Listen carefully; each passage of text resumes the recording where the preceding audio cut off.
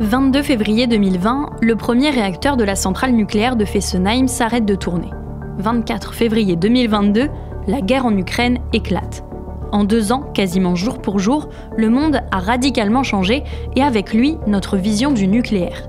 Ces dernières années, l'énergie atomique revient au centre du jeu, mais en France, les erreurs du passé ressurgissent et les technologies du futur se précisent. Je suis Charlotte Baris et vous écoutez Les Défis Atomiques, une série originale de La Loupe, le podcast quotidien de l'Express. Épisode 1, les fossoyeurs de Fessenheim. Cette puissance nucléaire est le fond de l'activité de demain. Une crise nucléaire. L'abandon de Superphénix. La centrale de Fessenheim sera fermée. L'EPR de Flamanville est entré en production. Nous allons lancer dès aujourd'hui un programme de nouveaux réacteurs nucléaires. Pour commencer cette série, je vous propose, chers auditeurs, de revenir 44 ans en arrière. La centrale nucléaire de Fessenheim, située en Alsace à la frontière franco-allemande, tourne maintenant depuis 3 ans. Le 7 juin 1981, elle est au cœur d'une mobilisation. Ce jour-là, les militants écologistes allemands et français veulent unir leurs forces. Sous un grand soleil, les chants et les slogans se succèdent. Pas des frontières nucléaires. On bloquait les antinucléaires allemands. En t-shirt à manches courtes colorées, les manifestants enfourchent leurs vélos pour protester. Mais les Allemands se retrouvent bloqués, interdits de passer de l'autre côté de la frontière. Peu importe, les Français rejoignent leurs camarades de lutte, les forces de police se retrouvent alors entourées par 2 pelotons de cyclistes antinucléaires. Les Allemands puissent traverser la frontière et rejoindre notre manifestation, qui était placée dès le début sous le signe de la non-violence. Les barrages finissent par être ouverts, Allemands et Français se retrouvent et continuent à pédaler ensemble contre Fessenheim. Ce n'est pas la première fois que cette centrale nucléaire est prise pour cible. Une grande marche est organisée en 1971, des militants font la grève de la faim en 1977, et ce n'est pas non plus la dernière fois que Fessenheim fera la une des journaux. En 2014, par exemple, des militants de Greenpeace s'introduisent dans la centrale pour dénoncer le manque de sécurité. Revenons en 2025. Nous voilà 5 ans après l'arrêt du premier réacteur sur les 2 que possède Fessenheim. Et une question continue de planer au-dessus de cette ancienne centrale, fallait-il vraiment la fermer ? Aujourd'hui encore, Fessenheim et toute la question nucléaire continuent de cristalliser les tensions.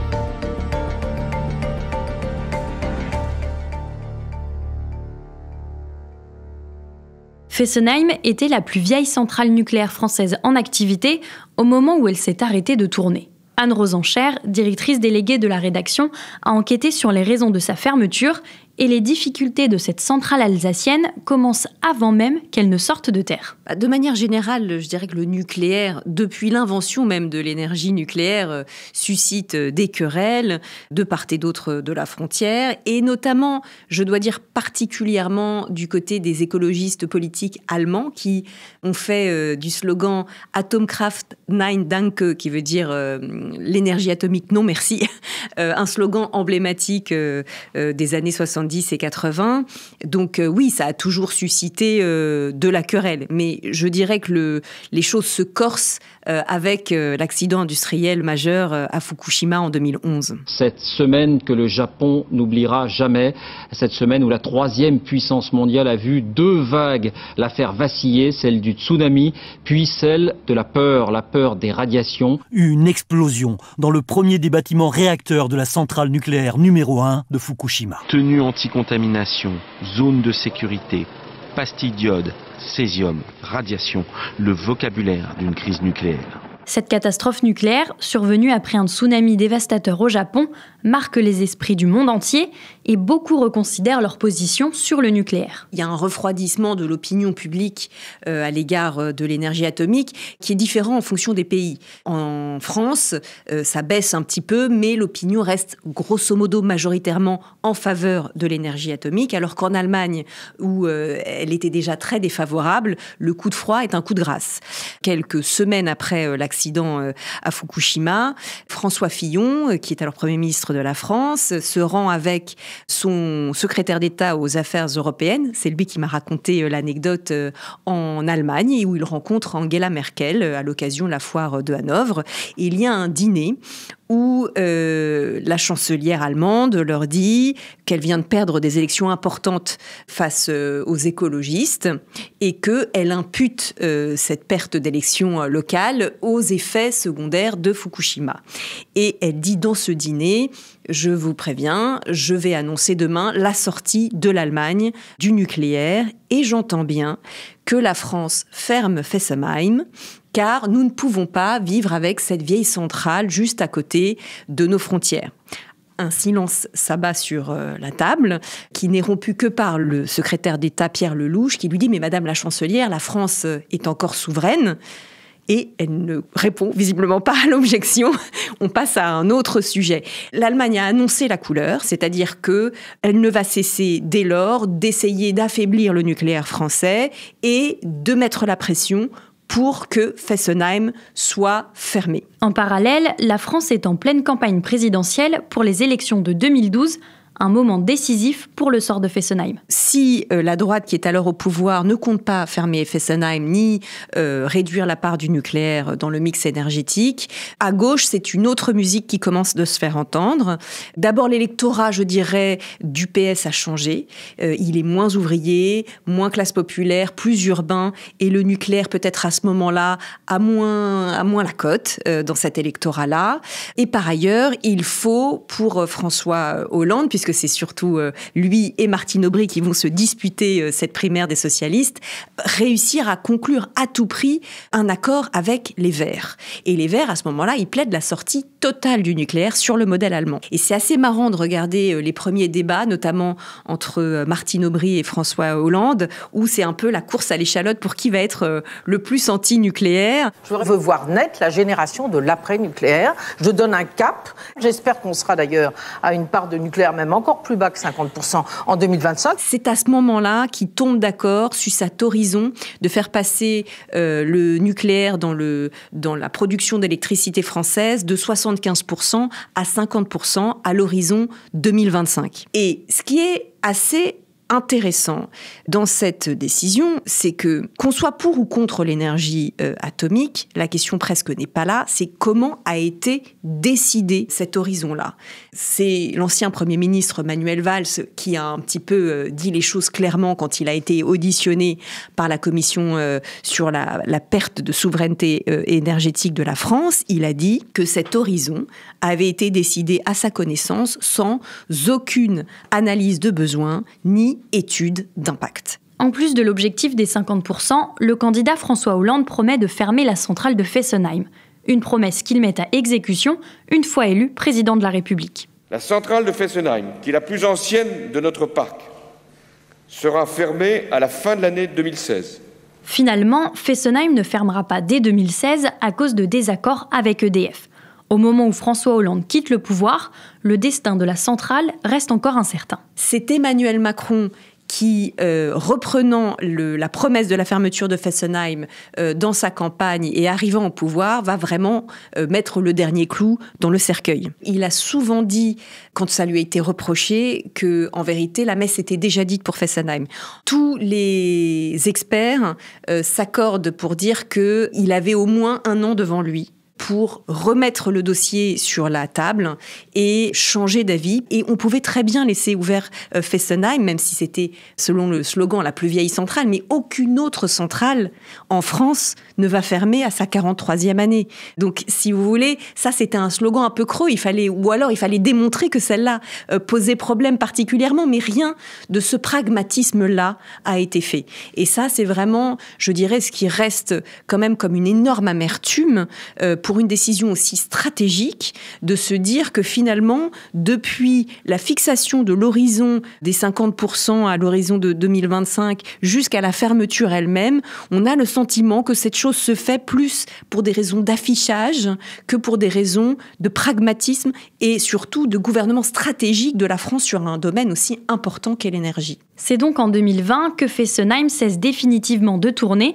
et après avoir fait tant parler d'elle, la centrale n'intéresse plus grand monde au moment de sa fermeture. La question n'est pas tellement identifiée comme une question importante, y compris par la presse nationale qui y consacre assez peu de sujets. La presse locale est quand même beaucoup plus investie, ce qui est assez fou parce qu'en dehors de l'aspect stratégique de l'énergie et de l'énergie nucléaire, il y a quand même des emplois qui sont en jeu, quelques 800 emplois directs. Et au dernier moment, quand même, le gouvernement se dit va falloir peut-être marquer un peu le coup.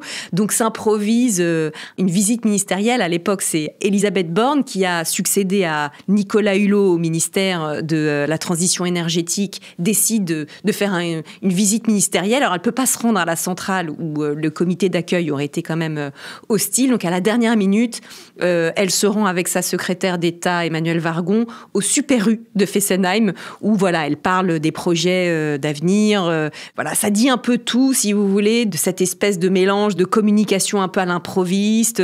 Tout ça a été fait quand même alors qu'on était en train de fermer un fleuron de l'industrie énergétique française. Juste après cette fermeture discrète, les yeux des Français sont rivés sur une autre actualité, l'arrivée du Covid-19 et le début du confinement annoncé par Emmanuel Macron. Dès les jours après la fermeture du premier réacteur, ça ajoute à l'ambiance un peu crépusculaire. Il y a des salariés qui sont arrêtés parce qu'ils ont le Covid, etc. La France se confine. Et l'ironie de l'histoire, c'est que c'est pendant cette épidémie mondiale provoquée par le Covid que finalement le pouvoir va changer de discours et de vue quant à la stratégie énergétique française. Tout d'un coup, il faut revoir les choses à l'aune d'une nécessaire souveraineté qui est devenue beaucoup plus urgente au vu de ce qui est en train de se passer avec le Covid. On s'aperçoit qu'on a quand même beaucoup trop abandonné notre indépendance, notre souveraineté et notre capacité à faire face aux restrictions commerciales, etc., qui peuvent survenir par un virus, une guerre, etc. Donc l'ironie cruelle de Fessenheim, c'est que quelque part, le premier réacteur ferme quelques semaines avant que le président change d'avis sur la question du nucléaire. La fin de Fessenheim est donc une histoire pleine d'amertume et les personnages de ce feuilleton politico-industriel préféreraient peut-être l'oublier. Ce qui m'a marqué dans mon enquête, c'est qu'aucun des protagonistes politiques de l'époque n'a accepté de répondre à mes questions, que ce soit l'ancien président de la République François Hollande, le ministre de la Transition énergétique Nicolas Hulot, son secrétaire d'État Sébastien Lecornu, la ministre Elisabeth Borne. Aucun n'ont souhaité répondre aux sollicitations de l'Express. Je ne sais pas, c'est parce qu'ils n'assument pas la décision ou parce que tout simplement, elle leur paraît pas importante. Depuis la promesse de campagne de François Hollande en 2012, Fessenheim n'est donc plus trop discuté. D'année en année, il semblerait qu'on se soucie assez peu du sort de la centrale, et pourtant, 5 ans après sa fermeture, la France se retourne sur son passé avec quelques regrets.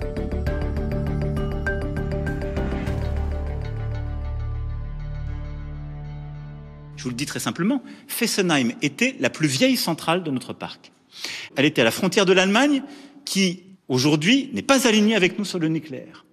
Le choix le plus rationnel était en effet de confirmer sa fermeture. En septembre 2022, lors d'une conférence de presse sur la sobriété énergétique, Emmanuel Macron s'agace. Il est hors de question qu'il remette en cause la fermeture de Fessenheim. Qu'on ne vienne pas de me rechercher sur Fessenheim. Fessenheim, en quelque sorte, la messe était déjà dite. La décision stratégique avait été prise 5 ans avant sur la plus vieille centrale du parc. Elle était donc cohérente dans son maintien. Le président de la République rejette ainsi la responsabilité sur son prédécesseur. Alors pour analyser les conséquences de la fermeture de Fessenheim, je suis avec Sébastien Julian, rédacteur en chef adjoint du service climat de l'Express et spécialiste du nucléaire. Bonjour Sébastien. Bonjour Charlotte. Sébastien, Emmanuel Macron assume donc la fermeture de Fessenheim. Alors oui, dans son discours, il n'y va pas de main morte. Il nous dit que Fessenheim était une centrale où il n'y avait plus de travail de maintenance depuis 5 ans. Bref, tout ça était très rationnel. Et évidemment, tu as raison de le rappeler, il nous dit aussi que la décision avait été prise sous Hollande. Mais en réalité, il aurait très bien pu l'arrêter. Et en fait, Moi, j'aimerais aussi te citer quelqu'un qui, en fait, a mené la commission d'enquête parlementaire sur la perte d'indépendance énergétique de la France, et c'est le député LR du Haut-Rhin, Raphaël Schellenberger. Et suite au discours d'Emmanuel Macron, il nous a quand même dit que Fessenheim était une centrale à jour, qu'elle aurait pu continuer, que les investissements avaient été faits jusqu'en juin 2018 et que donc la décision de maintenir la centrale ouverte pouvait être prise. Bref, Emmanuel Macron mentait, selon lui. Alors, petit rappel, à l'époque, Nicolas Hulot était à l'écologie. Il annonçait vouloir fermer 17 réacteurs, diminuer dès que possible à 50% la part de l'énergie nucléaire dans notre mix électrique. On a confirmé qu'effectivement, la part du nucléaire sera dans la production d'électricité de 50%. Chacun peut comprendre que pour tenir cet objectif, on va fermer un certain nombre de réacteurs et pas un seul réacteur qui d'ailleurs au passage n'a pas encore été fermé. Donc laissez-moi planifier les choses. Ça sera peut-être jusqu'à 17 réacteurs, il faut qu'on regarde. Et c'est assez paradoxal puisque après ces propos, donc 2 ans après la fermeture du premier réacteur de la centrale alsacienne, Macron annonce une relance du nucléaire en février 2022 à Belfort avec la construction d'au moins 6 nouveaux réacteurs EPR. Et donc comment on peut expliquer ce revirement ? Alors, est-ce qu'ils prennent conscience de l'urgence climatique ? Sans doute un peu. Est-ce qu'ils prennent conscience de l'importance de la souveraineté énergétique avec le conflit entre l'Ukraine et la Russie ? Alors oui, très certainement. En fait, ce conflit va entraîner un changement de paradigme. Le nucléaire n'est plus vu comme l'énergie à bannir.